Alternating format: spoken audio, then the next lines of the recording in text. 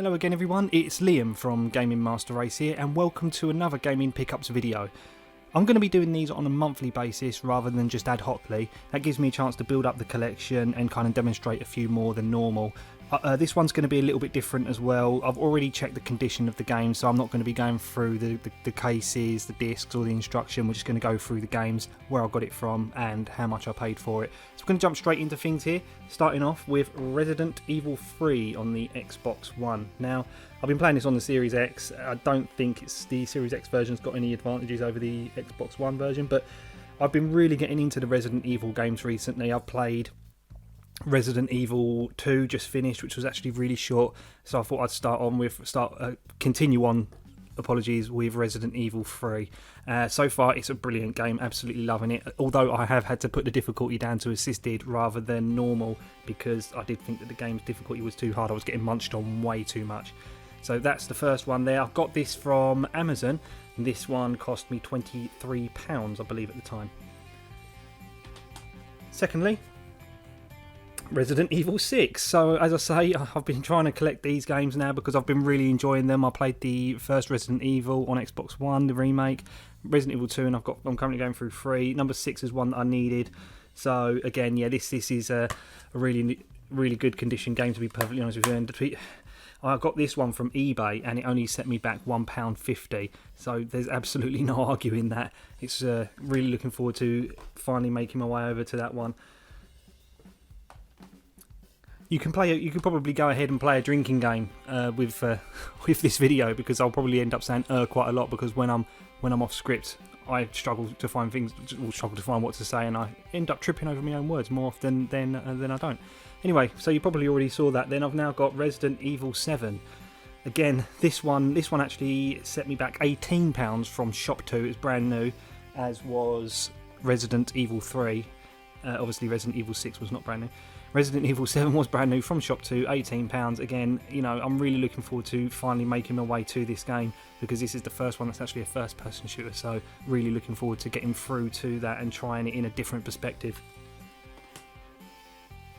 Moving swiftly on, okay, so we got Condemned now on the Xbox 360, and we're going to start seeing some video clips here. The reason why I didn't have video clips of the other games is because I bought them too late to record them, I'm afraid. So they were literally last minute additions that only came very shortly, so I haven't had time to film the video clips. Anyway, moving on to Condemned. I actually used to have this one when I first bought the Xbox 360. For some reason I ended up lending it to someone or getting rid of it. I must have lent it to someone and never got it back. But I absolutely love this game, and this was one of the games actually that legitimately made me feel very uncomfortable when I was playing it. It was quite a scary game. There's one scene in particular in which you're kind of surrounded by a load of mannequins and you're just certain that they're going to move, and I can't remember whether they do or don't. But yeah, really good to have got this one back again. This one only set me back £4 from eBay private seller, so happy with that. Good condition as well, by the way. So yeah, good to have that back into the collection. We're going to move on to a different console now. We've got a few of these. So we've got International Superstar Soccer Deluxe on the Super Nintendo. Now, how much did I pay for this one? I paid £6.52 for this. I've got a little cheat sheet to the side of me. Yeah, £6.52. Now, I'm a big football fan. You know, I support West Ham United. And, you know, I love football games. So this was I'd say probably one of the best football games on the Super Nintendo, if I'm perfectly honest. I much preferred this over FIFA, and although there were some really niche games like FIFA Pitch Soccer, this one was definitely one of my favourite. It's not complete, and I'll tell you why. I do not care about Super Nintendo games. A bit weird like this, really. People probably see it's weird that I don't like the cardboard cases. I really don't. I've only got one game in my Super Nintendo collection that's complete, and that's F-Zero, and I don't even remember how I come across that, to be perfectly honest. So pretty much all of my Super Nintendo games are out of their boxes and just loose like this. So yeah, £6.52, happy with that, and I really like this game. Can't wait to play it on an analog Super NT when it's finally released analog. Where are the Super NTs? Where are they? Oh, I'm going to break these things before I even get a chance to play them. So this is Spin Dizzy Worlds, a game by Activision. It's a weird one, this. It's like you're a spinning top and you have to go through these puzzles, like these different worlds to solve these puzzles. It's a really bizarre looking game, but I watched a YouTube video called Virtual Game Library, I believe it is. Really, really good. It pretty much goes through, I say pretty much, it does go through every single Super Nintendo game in existence, apart from, bootlegs and, hacks and etc. So I made myself a wish list, and this was one of them. It looked pretty cool. When you can see the video, which is about here. Well, I'm well too close there. There you go, it's about there. Just a little gameplay of me playing it. It looks pretty cool. I'm looking forward to giving that again on the NT when it's finally released. I do have a Super Nintendo, but I'd really want to play them on the Super NT in 1080p.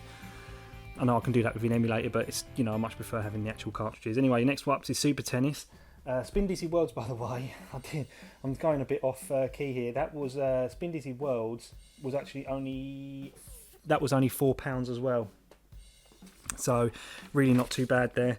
Quite happy with that. Again, now Super Tennis, I'm not going to tell you how much I paid for this because it actually came as part of a bundle. I don't really buy bundles on eBay, and this was the first bundle that I ever did, and Super Tennis was included along with some others. So yeah, this again, just a tennis game. What can you really say about a tennis game? It's pretty cool. It uses some Mode 7 effects quite nicely, just when the courts change, when you're changing ends, etc. It's a tennis game, what can you say? Moving on, Vortex. This is another game that came along with the bundle. I think this one uses the Super FX chip, I believe, actually. Yeah, this one uses the Super FX chip, so it looked pretty interesting. I didn't even know, because it doesn't even display anywhere on the case that it uses the Super FX chip. So I found that quite interesting. So I was quite surprised when I put this in to the Super Nintendo to find that it did. So yeah, I'm looking forward to playing that on the Super NT analog. Where is it? B.O.B, another one that was part of this bundle, along with Vortex and Super Tennis. This is a pretty decent little platformer. Again, only played a really small portion of it, but made by Electronic Arts, when they were a very reputable company making lots of different games other than FIFA and taking all your money with Ultimate Team even. See, tripping over those words. So you could probably do a drinking game of how many times I trip over my words and how many times I say or So Bob, yeah, so this one again, as I say, part of that collection. Electronic Arts, pretty decent platformer. Again, was on my wish list because it looked pretty decent. I look forward to playing that a little bit more when I finally get a chance to. I probably will wait till, again, I've got the analog Super NT analog, where is it? And yeah, I'm looking forward to playing it. So final game is Cybernator. Again, came with the bundle, and this is a kind of run and gun type game where you look like a mech warrior run and gun. Kind of has some destructible environments. Again, looks pretty good. Looking forward to playing that on the analog Super NT when it finally comes out. Analog, where are they? You said they were coming out at the end of April, end of March, beginning of April. Where are they? Come on. Yeah, so really looking forward to playing that. Again, part of the bundle from a private seller of eBay. And again, so what I'm going to tell you now is that along with Cybernator, not Spin Dizzy. This isn't going very well. It's a lot less. It's a lot more amateur than my last video was. So along with Bob, so these games here, we got Cybernator, Bob, Super Tennis, and Vortex. I also got F-Zero, Pilot Wings, and SimCity, and it was £35. So those 7 games were about £5 each. I did actually end up selling F-Zero, Pilot Wings, and SimCity. So I think in the end, really, I suppose for these 4 games, I paid roughly about 23 quid, maybe less, about 20 quid. I mean, I got about 15 quid on those last 3 games on eBay. Switching consoles now, we've got FIFA Soccer on the PSP. Now, why this copy of FIFA in particular? Why this version? Now, when I first got the PSP, a friend of mine went to America, and he happened to get me a PSP whilst he was out there, and this was before it was released in the UK, and this was one of the games that came with it. So I wanted it back because this was one of the first games I had, and unfortunately back then I was selling the items. I wasn't really collecting. So yeah, unfortunately this was one of the casualties that got sold. So it's a pretty decent football game. It was back when West Ham was in the Championship. and it's fun. It's fun. That's all I can really say. What can you say about football games? They're all the same pretty much. They get slightly better with better updates every year, I guess. Next game on the PSP is Tiger Woods PGA Tour. The exact same reason for FIFA. This one came with the console when I first got it, and I'd gotten rid of it and I wanted it back. Again, it's just a bog standard golf game, but Tiger Woods golf games are actually quite fun, to be perfectly honest with you. They're not necessarily simulations, because the way you control the spin of the ball in midair isn't exactly what I would call realistic. I personally think one of the best golf games I've ever played is oh crud, what was the name of it? It was a golf Lynx 2004 on Xbox. It was a superb game, absolutely superb. But this is fun as well, but I've just not been able to find something as fun, as realistic, as more like that felt like an actual simulation than Lynx. There's plenty of golf games I really enjoy playing, including Everybody's Golf. Right, moving on. Sorry, I'm yapping on. And we want to try and get through these because there's quite a lot to get through. Next one is SmackDown vs Raw 2009. I was really looking forward to playing this actually, but two things went wrong. And it's my own fault because I do this all the time. And I realise I haven't actually been talking about the price of some of those other PSP games, and I will go back to them shortly. Anyway, I do this all the time. I'll buy a game and I won't properly look at the images or read the description. I kind of just glance over it very, very quickly and just press buy it now. And it turns out that the game actually in the case is SmackDown vs Raw 2008, not 2009, and the disc is broken as well, may I add. So yeah, a little bit disappointed that that's the case. But again, as you can see, I do have some gameplay footage. I have played it, but a little bit peed off by that, so I'll probably buy another copy and then, I don't know, get rid of this one. But this one set me back £4.40. So this one cost me £4.40 from eBay, a private seller. Sorry, there you go. Let me just tell you about FIFA. FIFA cost me £4, and Tiger Woods cost me £3.49. All from private sellers. Next up, Little Big Planet on the PSP. Now this one again was from a private seller, and it cost me £3.20. This one, everything's perfectly fine. It's in good condition. It's a good little game. I quite like Little Big Planet, although the problem is when you kind of played one, you've kind of played them all, but it's a nice game to have on the go. Little Big Planet's a fun little platformer to have on the go, and you can create your own levels. I'm sure that'll keep you busy if you've got a few hours to kill when you're out and about. If you're on a train waiting at the dentist, I don't know, whenever you take your PSP with you. So yeah, decent game. Another PSP game, Twisted Metal Head On. Now this one again was another title that I had from launch. This one actually is the UK version rather than the US one, but yeah, I had this one from launch again. I wanted to get it back, and to be perfectly honest with you, I'm a huge Twisted Metal fan. Absolutely love the Twisted Metal series, so it's a crime that I didn't have this in my collection sooner, to be perfectly honest. And this one I paid £7.29 for. A bit more expensive, but I don't really care because Twisted Metal games are worth it. They really, really are. Absolutely love them, and if you haven't played them, I highly encourage you to do so. Final PSP game now, and it's Worms Open Warfare. Again, who doesn't like Worms? I mean, I don't think I know anybody that doesn't like Worms. I absolutely love Worms. It's a great game. I've got Worms all over the place. I've got Worms on my PC. I've got Worms on all consoles. So yeah, great title. This is kind of cartoony, kind of feels like Worms Armageddon and Worms 2 kind of style. But yeah, great little game. Not really much else to say. I haven't played much of it just yet, to be perfectly honest, but what I have played I've enjoyed. That once you've played one Worms game, you have kind of played them all, to be perfectly honest, but they are so much fun. Worms set me back, I don't know how much this one set me back actually, because I didn't write it down. Yeah, I can't quite remember. It wasn't a lot, it was only a couple of quid, so yeah, this is going well. Next up, we've got Super Buster Move 2. Now, that is such a creepy cover, and it's just, who thought that was a good cover to have? Come on, that's weird. But anyway, this cover isn't the biggest problem with this game. The biggest problem is its spine.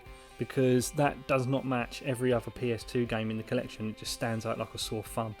But again, Bust a Move games, they are fun. This one's a little bit different to the others. It has different methods of popping bubbles. I think you have like different size bubbles and such. It's a bit weird, but anyway, I haven't played it anywhere near enough to kind of go into too much depth, but Bust a Move games are really addictive. I think the best Bust a Move games were probably 2, 3 and 4 on the original PlayStation, so 3 was really good where you could create your own levels. I'm not too sure if you can in this one, but yeah, this one only set me back do you know what, I didn't write this. Oh no, I did write this one down. It's £2.92. £2.92 for this one. So yeah, again, when it's that cheap, you can't really argue. And again, this was a casualty where I had it in my PS2 collection and sold it off, so it's back in my collection again. Switching systems again, now we're on to Sega. We've got Fantasy Zone on the Sega Master System. Now I really enjoy Fantasy Zone games. I'm no good at them, but I really enjoy them. They got that really nice little arcade feel to them, and the music is brilliant, and this is a good little conversion considering it's only 8-bit.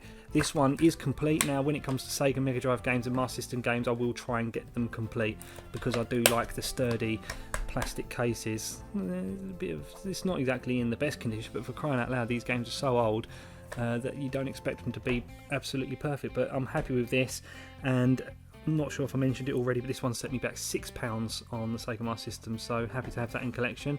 And I can play that on my analog Mega SG because I have that one because Analog actually released some of them. So where are those Super NTs? That's all I'm saying.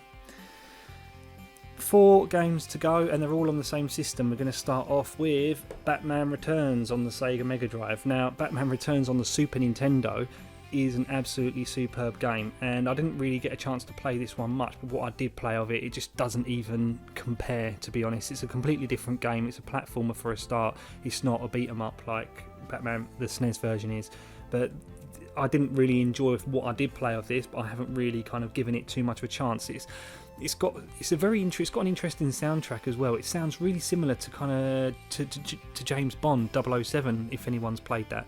Very, very similar. But I like this little sticker with the Batman logo. That's pretty cool. But other than that, it's a very average platformer, to be perfectly honest with you. This one set me back £15. Again, it's complete, as I will try and get all complete games on my Sega Mega Drive, and it is in pretty decent condition, to be perfectly fair. So I have wanted this one for a while. It's just a shame the game isn't very good, in my opinion, from what I've played of it so far. Next up, we've got California Games. Now, again, California Games is a game that I absolutely loved, but I loved the NES version. I don't think I've played the Sega Mega Drive version until now, and it doesn't appear to have as many events as the Super Nintendo one does, which is really bizarre because you'd think it'd have the same or more, but obviously it's graphically superior. But you know, I do genuinely prefer the Super Nintendo, the NES version. And again, it's complete, so £10.50 that one was from a private seller from eBay. But yeah, it just doesn't have the same appeal to me as the NES version one. That just feels just more nostalgic, I guess. It just feels better. It just feels like a better game. This one's okay, but not great. But again, glad to have it in the collection.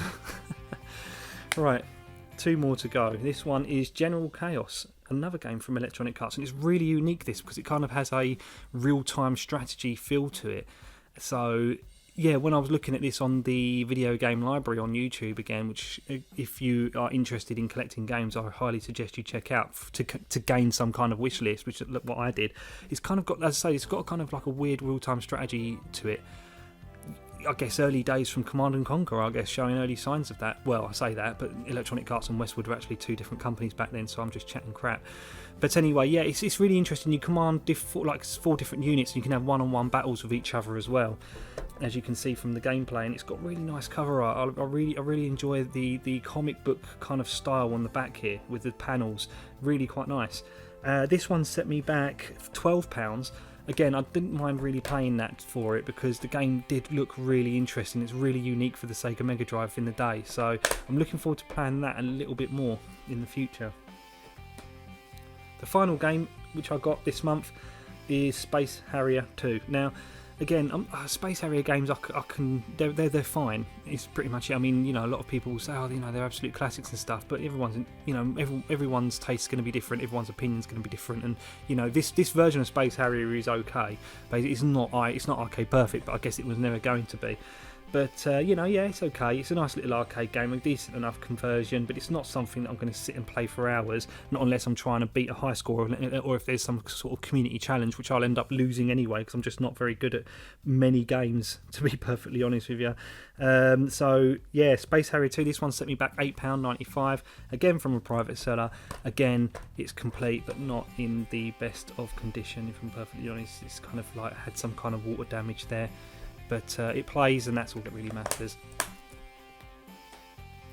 So that's it for this month's gaming pickups. I hope you enjoyed the video, other than all the stumbles and all the other mistakes I made. But it's improvised. I don't have a script, so I'm very unprepared, and this is what you get, unfortunately. But I do hope you enjoyed my gaming pickups anyway for this month, and I hope to see you next month for some more gaming pickups. Take care. Thanks for watching.